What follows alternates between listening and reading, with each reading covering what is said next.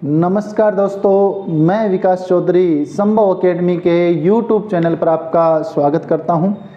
अपने पढ़ रहे थे राजस्थान में लोक देवता और आज मैं आपके लिए लोक देवताओं के अंदर लेके आया हूं महत्वपूर्ण चैप्टर वीर तेजाजी। तो आज अपने पढ़ेंगे लोक देवता वीर तेजाजी के बारे में। वीर तेजाजी,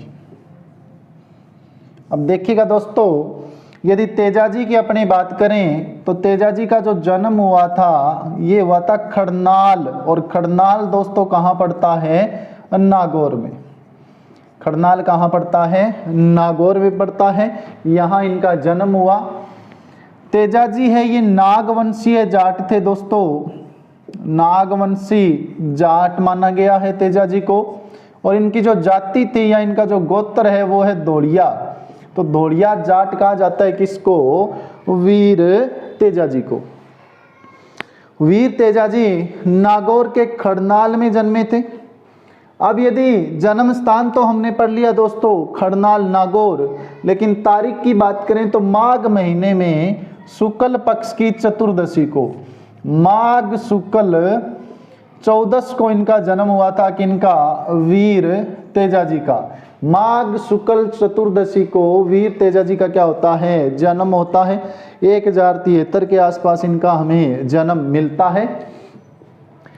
वीर जो तेजाजी है, इनके पिताजी के नाम की बात करें तो इनके पापा का नाम था ताड़जी।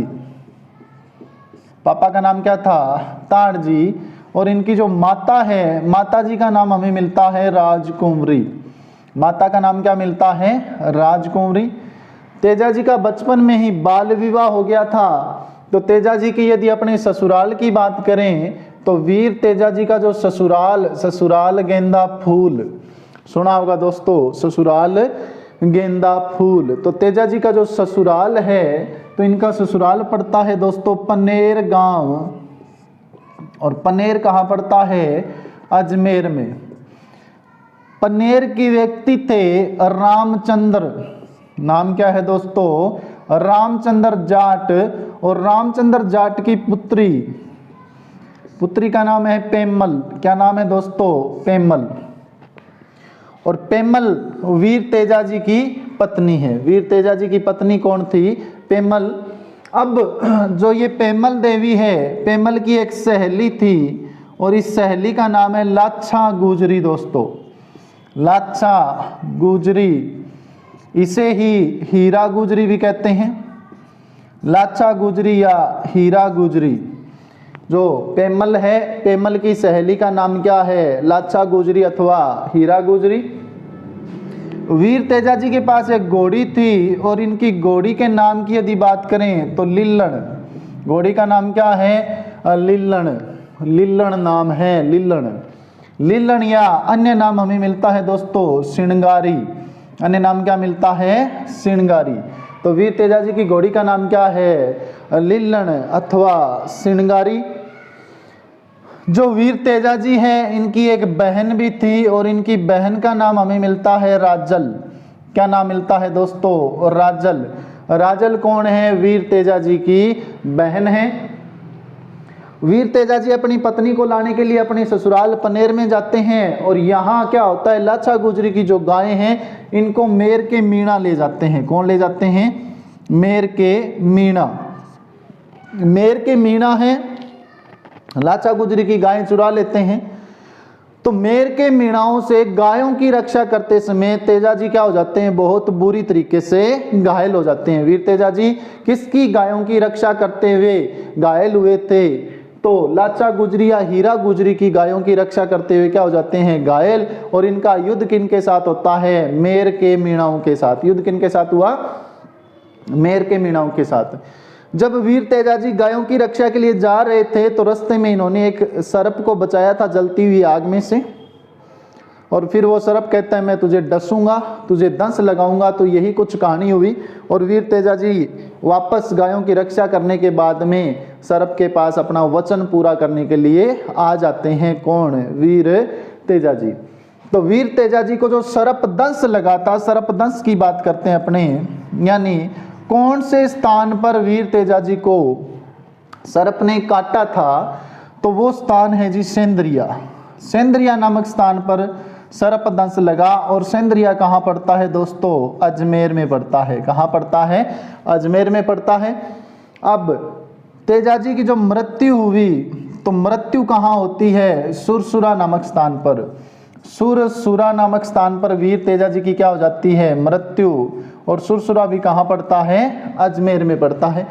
कहा जाता है इनकी मृत्यु की सूचना इनकी घोड़ी लीलन ने दी थी, यानी खाली घोड़ी को देखा तो पेमल समझ गई भी वीर तेजाजी की क्या हो चुकी है? मृत्यु हो चुकी है। अब क्या होता है? पेमल देवी वीर तेजाजी के साथ सती हो जाती है। वीर तेजाजी के साथ क्या हो जाती है? सती। वीर तेजाजी का बाल विवाह हुआ था आखा तीज के दिन। कहाँ हुआ था? पुष्कर झील के किनारे हुआ था। कहाँ हुआ था दोस्तों? पुष्कर झील के किनारे। अब क्या होता है नेक्स्ट, यदि अपने चर्चा करें तो तेजाजी की कर्मस्थली पूछी जाती है हमसे। तो कर्मस्थली, तो इनकी जो कर्मस्थली है वीर तेजाजी की, वो माना गया है एक क्षेत्र है बांसी दुगारी। और ये बांसी दुगारी क्षेत्र कहाँ पड़ता है दोस्तों? बूंदी में पड़ता है। कहाँ पड़ता है? बूंदी में। तो यहाँ क्या था? वीर तेजाजी ने जो सहरिया जाति है उसके उत्थान के लिए कार्य किए, सहरियों को शिक्षित किया था। इसीलिए तेजाजी की कर्मस्थली कौन सी है? बांसी दुगारी, बूंदी। सर्प ने कौन से स्थान पर काटा? सेंद्रिया अजमेर में। मृत्यु कहाँ हुई? सुरसुरा अजमेर में।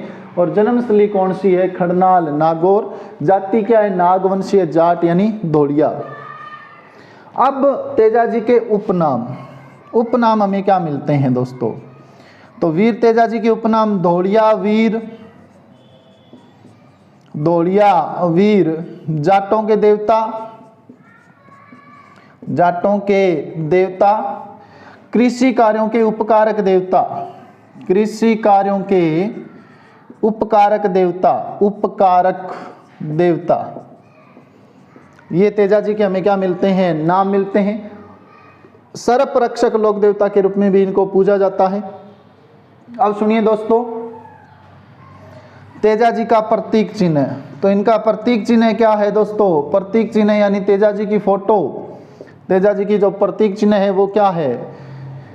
हाथ में भाला लिए हुए, लीलन घोड़ी पर सवार और जीभ पर सर्प दंसता हुआ, जीभ पर सर्प दंसता हुआ। ये तेजाजी का क्या है? प्रतीक चिन्ह। जीभ पर सर्प दंसता हुआ, ये तेजाजी का क्या है? प्रतीक। गोगा जी का प्रतीक क्या है? गले में सर्प है। गोगा जी का प्रतीक क्या है? गले में सर्प है। अब सर्प काटने पर तेजाजी के भोपे इलाज करते हैं। तो सर्प दंश का इलाज करने वाले तेजाजी के भोपे, उनको क्या कहते हैं? गोडला कहते हैं दोस्तों। क्या कहते हैं? गोडला। और गोडला जो है वो सर्प दंश का इलाज करते हैं। किसका इलाज करते हैं? सर्प दंश का। और सर्प दंश का इलाज करते समय गोडला जो वाद्य यंत्र बजाते हैं वो कौन सा है? बरनी। यानी गोडला भोपों द्वारा सर्प दंश का इलाज करते समय कौन सा वाद्य यंत्र बजाया जाता है? तो बरनी नामक वाद्य यंत्र बजाया जाता है। और ये आपकी घन श्रेणी का वाद्य यंत्र है। कौन सी श्रेणी का है? घन श्रेणी का वाद्य यंत्र है। ये जो गोडला है इनकी मोस्टली जाति पूछ ली जाए तो कुम्हार जाति के होते हैं। कौन सी जाति के होते हैं? कुम्हार या कुंभकार जाति के होते हैं गोडला। अब एक बात और करें तो एक स्थान है बावता, और ये जो बावता स्थान है ये पड़ता है दोस्तों अजमेर में। कहाँ पड़ता है? अजमेर में। तो बावता अजमेर में गोमूत्र से सर्प दंश का इलाज किया जाता है। किससे? गोमूत्र से सर्प दंश का इलाज कहाँ किया जाता है? बावता स्थान अजमेर में। अब अजमेर जो गांव है वहाँ जगह जगह वीर तेजाजी के क्या बने हुए हैं? चबूतरे बने हुए हैं दोस्तों। किसके? वीर तेजाजी के।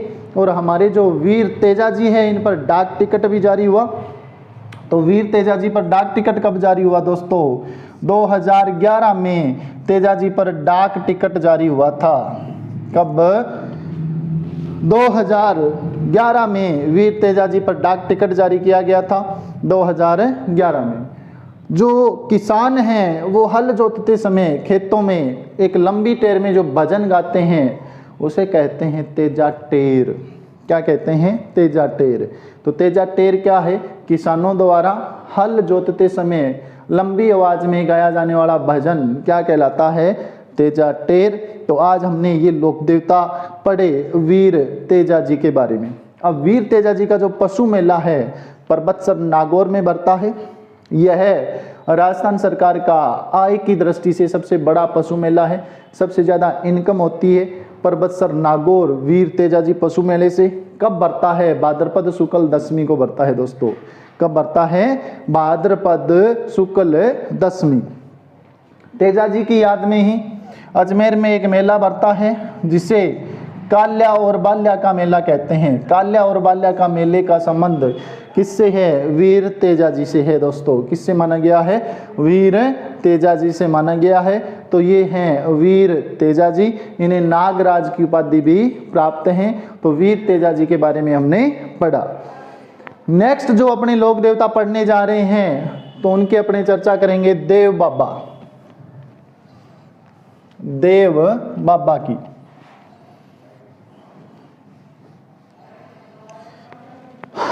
देखिए दोस्तों, देव बाबा, देव बाबा है, इनके बारे में एक प्रश्न पूछा जाता है।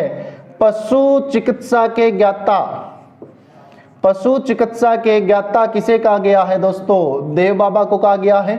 देव बाबा को ही ग्वालों का पालनहार व कष्ट निवारक लोक देवता कहा जाता है। पालनहार व कष्ट निवारक लोक देवता किसे कहा जाता है? देव बाबा को ग्वालों का पालनहार व कष्ट निवारक लोक देवता पशु शास्त्र या पशु चिकित्सा शास्त्र के ज्ञाता कहा गया है। देव बाबा है, इनकी बहन का नाम था एलादी। क्या नाम था? एलादी। और इन्होंने अपनी बहन का बात भरा था। क्या भरा था? बात पहनाया था अपनी बहन को, यानी बात भरा था मरने के बाद में। जो देव बाबा है इनके प्रमुख जो मंदिर की बात करें तो नगला क्षेत्र पड़ता है, नगला जहाज। और नगला जहाज कहाँ पड़ता है दोस्तों? भरतपुर में। कहाँ पड़ता है? भरतपुर में। जिस प्रकार अन्य लोक देवताओं की हमने चर्चा की, उनकी सवारियों के बारे में पढ़ा, उसी प्रकार यदि देव बाबा के बारे में अपने चर्चा करें तो देव बाबा की जो सवारी है वो है भैंसा। इनकी सवारी क्या माना गया है? भैंसा है। इनके एक हाथ में लाठी है और एक हाथ में क्या है? झाड़ी अथवा जंकाड़। एक मेलों में हमने पढ़ा था भोजन थाली मेला, उसका संबंध भी किससे है? देव बाबा से है। और ग्वाला जीवन की दावत देव बाबा के भक्तों द्वारा दी जाती है। किसके द्वारा दी जाती है? देव बाबा के भक्तों द्वारा। तो देव बाबा है, इन्हें पशु चिकित्सा का ज्ञाता कहा जाता है। नेक्स्ट यदि अपने लोक देवता पढ़ते हैं तो उनका नाम आएगा कल्लाजी राठौड़।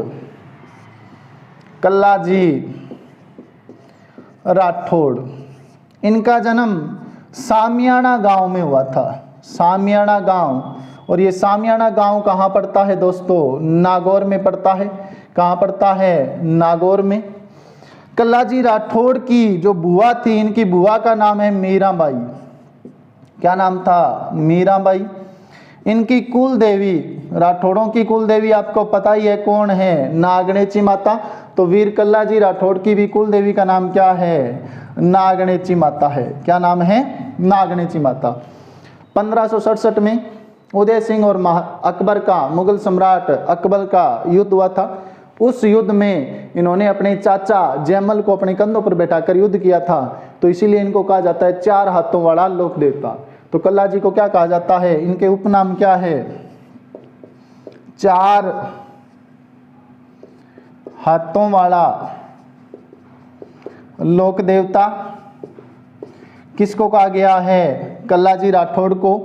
कल्लाजी राठौड़ को ही केहर, कल्याण और बाल ब्रह्मचारी कहा जाता है। क्या कहा जाता है दोस्तों? बाल ब्रह्मचारी। केहर, कल्याण और बाल ब्रह्मचारी के नाम से जाना गया है।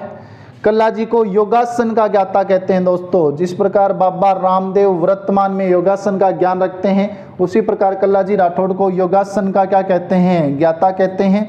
चार हाथों वाला लोक देवता कहते हैं। और इन्हें अस्त्र शस्त्र का ज्ञाता भी कहते हैं। अस्त्र और शस्त्र का ज्ञाता। अस्त्र शस्त्र का ज्ञाता भी किसे कहा जाता है? वीर कल्लाजी राठौड़ को क्या कहा जाता है? अस्त्र शस्त्र का ज्ञाता। इनकी जो प्रमुख पीठ है वो बनी हुई है रनेला, और ये जो रनेला स्थान है ये चित्तौड़ में पड़ता है। कई जगह आपको उदयपुर मिलेगा, सरासर गलत है, पर रनेला कहाँ पड़ती है? प्रधान पीठ चित्तौड़ में पड़ती है। कल्लाजी की कुल देवी नागणेची माता मैंने बताया। इनके चाचा का नाम क्या था? जयमल। चाचा का नाम क्या था? जयमल।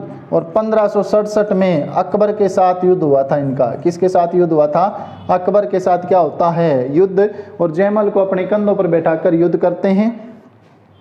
इनका अन्य प्रमुख मंदिर की बात करें तो सबला ग्राम, और सबला ग्राम कहाँ पड़ता है? डूंगरपुर में। यहाँ इनका एक मंदिर बना हुआ है, और इनके मंदिरों में अफीम चढ़ाई जाती है। क्या चढ़ाई जाती है दोस्तों? अफीम चढ़ाई जाती है। तो ये हमने पढ़ा वीर कल्लाजी राठौड़ के बारे में। इन्हें कमध्वज भी कहा गया है। क्या कहा गया है? कमध्वज। अन्य नाम एक और मिलता है इनका, कमध्वज। वैसे ये कमध्वज है, ये राठौड़ों की क्या है? उपाधि है दोस्तों। राठौड़ों की उपाधि हमें क्या मिलती है? कमध्वज मिलती है। तो ये हमने पढ़ा देव बाबा और वीर कल्लाजी राठौड़ के बारे में। तो इसी के साथ हमारे जो राजस्थान है, राजस्थान के जो प्रमुख जो लोक देवता थे उनके बारे में हमने चर्चा की।